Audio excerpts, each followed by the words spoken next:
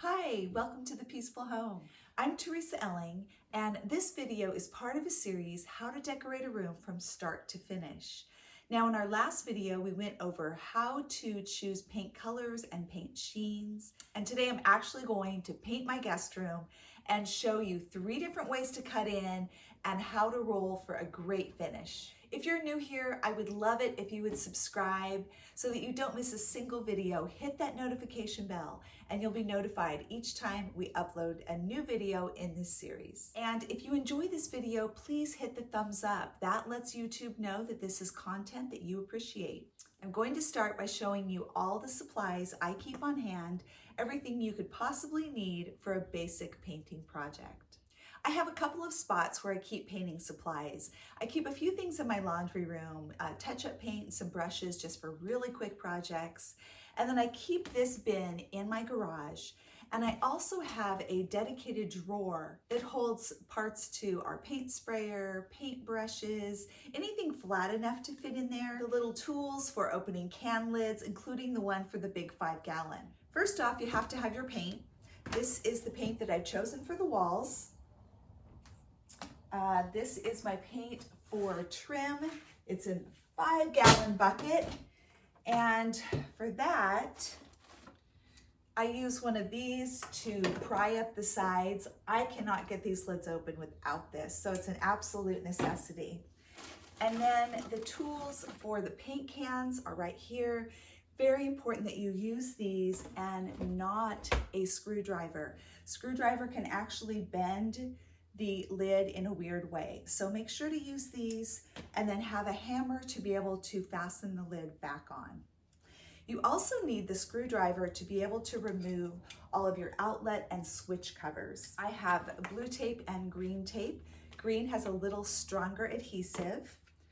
I keep disposable gloves on hand because when I'm rolling, I'm kind of a slob and I get paint everywhere. So it just makes the cleanup so much easier for me. I have quite a few different rollers, a very small one, standard size, a wider one, and then various rollers that fit these different frames. I've got the ones that fit the standard, and they come in different naps. So when you go to the hardware store and you look, this one says rough surfaces.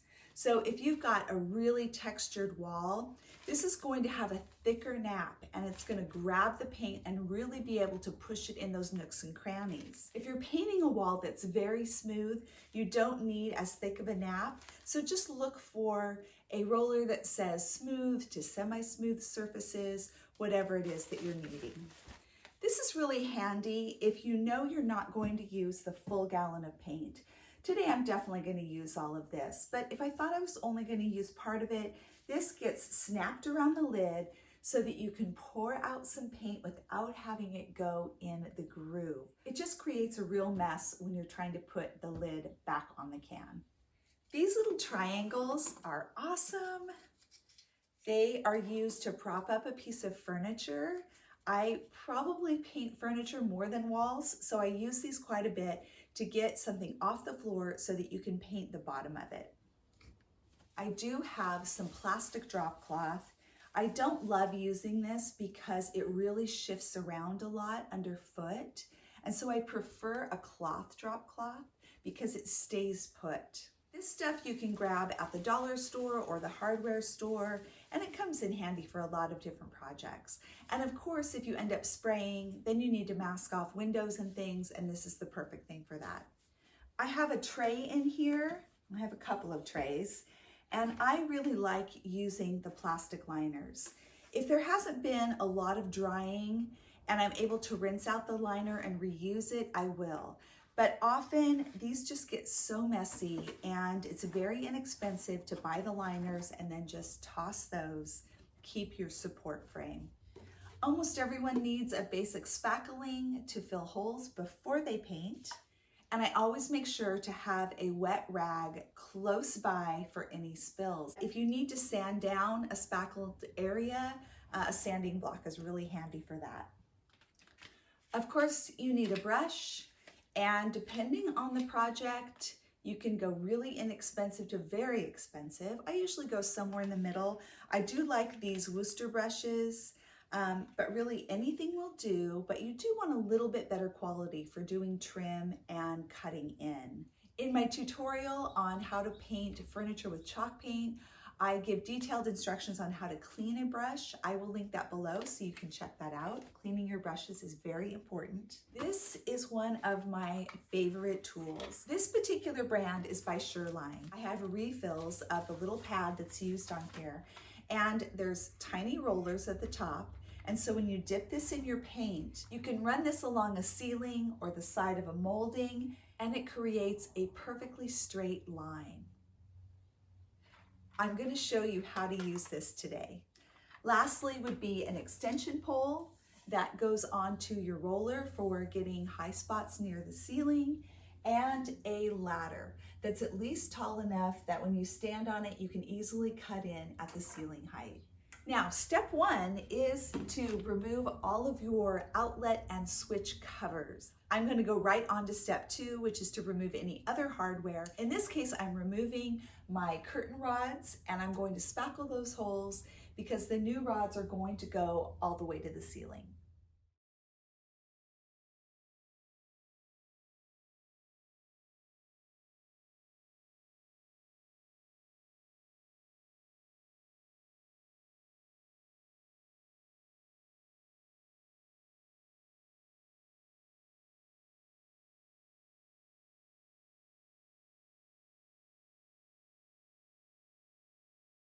Often the tops of doorways aren't cut in properly or sanded smooth because no one's going to see them. You don't really have to have it perfect. You just don't want there to be any debris that can get stuck in your paintbrush. So wipe it off enough that there isn't any loose dust. This nail is in a stud, so it's gonna take a hammer to get it out.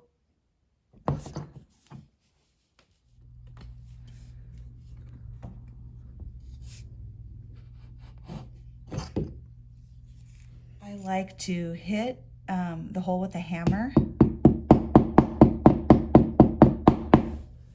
just to push in any extra pieces and flatten that out. And then what I really prefer is to use spackle, get it right in the hole, and try not to let the spackle get all over the wall. You can see how dirty this wall is. Wow, really in need of a paint job. But when you get the spackle all over, the spackle takes the paint a little differently than the painted surface that you already have here. So it takes more layers to cover up the spackle. And often what happens is people will do a big patch job, not sand it, throw a coat of paint, and you can really see the difference. Found a spot with some old spackle. I don't know if you can quite see the difference in the sheen over those two patches. It doesn't quite match the rest of the wall. Anchors can be a little tricky. First, remove the screw and then see if you can remove the anchor. Some of them screw in and you just unscrew them to get them out. This one, I'm gonna grab some pliers. Oh, I don't even think I need them. Just gonna begin to pull, and that came right out. If in the case they don't come out easily, I hammer the anchor deeper in so that there's a recessed area and I can fill it with spackle. But that one came right out.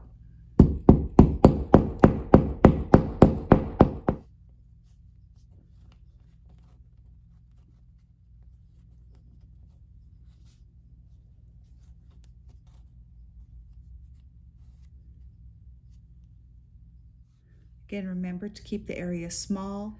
Don't unnecessarily spread the spackling farther out than you need to. It really interferes with the orange peel texture. This is practically a pinhole size, such a tiny hole. It only needs a very, very little bit of spackle. Rub off the excess. I really like to vacuum at this point. You've been dusting, spackling, all these little bits are falling to the ground, and it's just more things that can somehow get stuck to your wet paint. So take the time to vacuum, and especially use a crevice tool to get along the edges of the baseboards. up.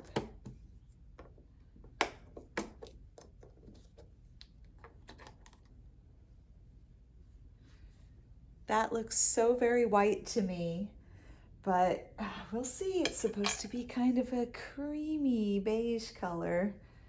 The first method of cutting in is just doing it by hand. And so loading your brush with a good amount of paint is very helpful. If you don't have enough paint, you end up pressing the brush in an unnatural way, and it doesn't get a good flow of paint. So I'm going to start kind of on the outside here, and then I'm going to slowly come in closer to my edge, dragging the brush down as straight as possible. And you can see I was able to get that pretty straight. If you have a fairly even hand, this is absolutely the quickest way to go.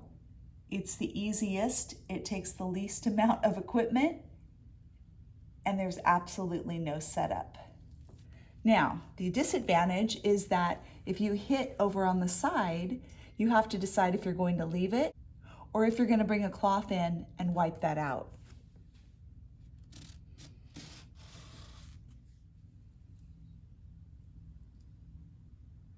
And remember that you will need 2 coats, so don't try to go too thick. You want a good amount of paint, but just know that you will come back in with a second coat to fill in any gaps. The second method of cutting in is to use tape, either blue tape or green tape. I'm going to use the green today. It's a little bit stronger. The pros of tape, once you get it on there, you will have a nice crisp line and you don't have to be so careful and meticulous with your painting. The disadvantages are that sometimes it can be difficult to place the tape. You need to remove it as soon as you're finished and while your paint is still wet. And if you wait, it can actually pull the paint off. If I was painting the trim work, I would be masking this off so that my trim brush wouldn't be touching the wall. If I'm painting the wall, then I'm going to be covering the trim. So it just depends on what you're doing first. Right now I'm working on the wall color, so I'm going to go ahead and put this tape on the trim. And again, it can be tricky to place. I don't love using tape. I know a lot of people swear by it, but to me, I find it not worth the time and effort. I'd rather go freehand or with the third method that I'm going to show you. I suggest you get a cloth and really press along that edge so that it adheres really well. And now with my paint, I can come in here. Don't have to worry about getting it on the molding.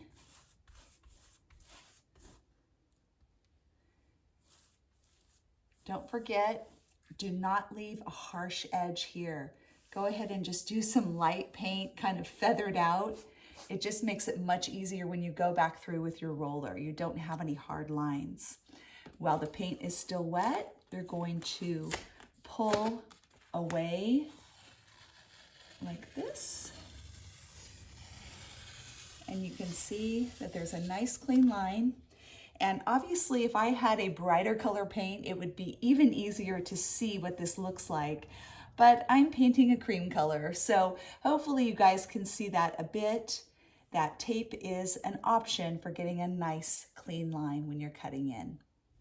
I attached this yellow, kind of a half funnel, just so that you can see how it works. Just pour very slowly to start.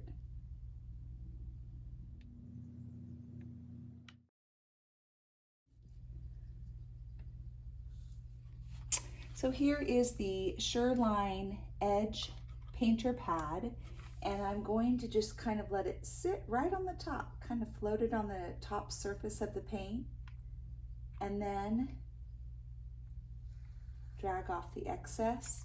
Check it, you can see that not much paint got on there, so this needs to be done a few times, and allow it to kind of push the paint into the pad.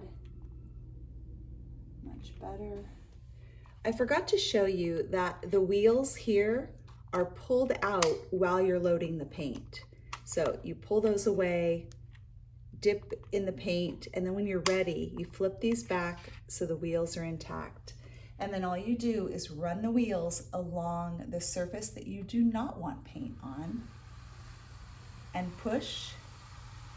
I can see that I definitely need more paint, and I'm going to go up and down a couple of times.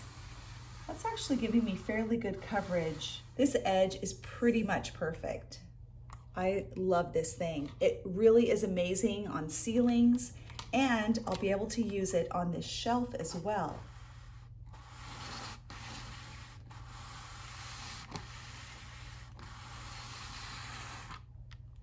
This was a bit dry because I loaded it for the first time. When I go and reload, it's going to be so much better. I am going to take my brush and feather out just a bit so I don't have that harsh line that I was telling you about. Sometimes it can be tricky to place the pad in the paint and get it on there evenly. So I want to show you a little trick that I sometimes use, and that is to simply load with my brush. So usually I will go in the direction of the rollers and just load the paint this way. It's a little more precise, and it really eliminates getting too much extra that's dripping off the sides. The other thing is you don't have to load the whole pad.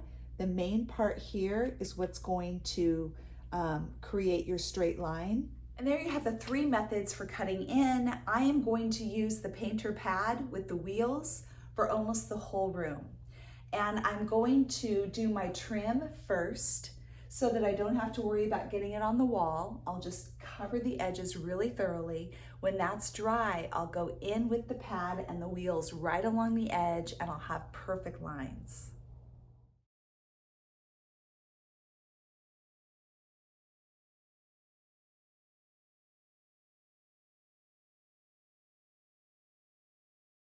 I will continue to go and cut around all of the molding, baseboards, and along the ceiling with the painting pad. But one area that's really easy to cut in are corners, because you don't need to be precise. You just need to realize that a roller, as you're rolling, you can only get so close to the other wall, and you're going to end up scraping paint off that other wall. So you really can only get to about ½ an inch to an inch from that corner. So that means that you have to go in with a paintbrush and fill in 1 to 2 inches on each side of the corner. And then your roller can come in and overlap that section.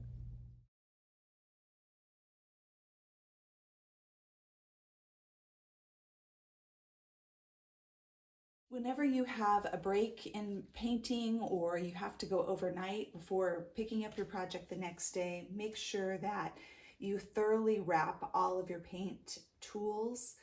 I wrap everything in plastic. Right now it's cool enough that that is enough for them to stay fresh until the next day or the afternoon whenever I'm going to pick it up again.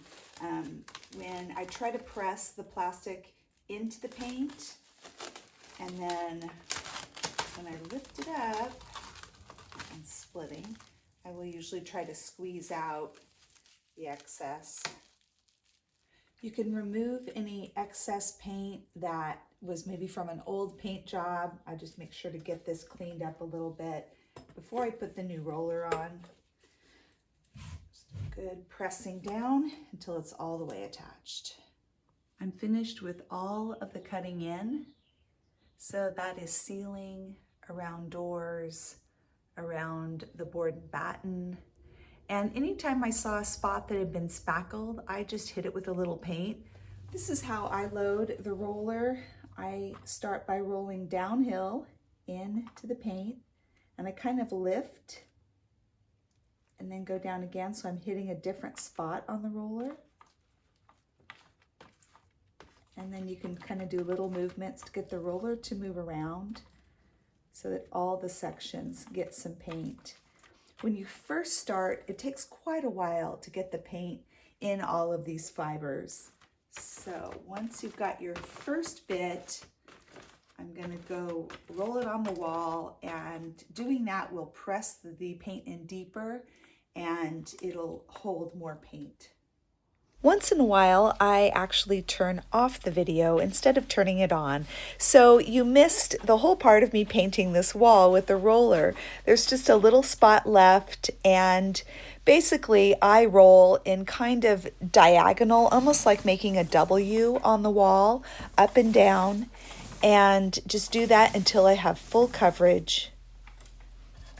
I take care not to have too much paint on my roller as I'm getting close to the edges and covering up where I cut in.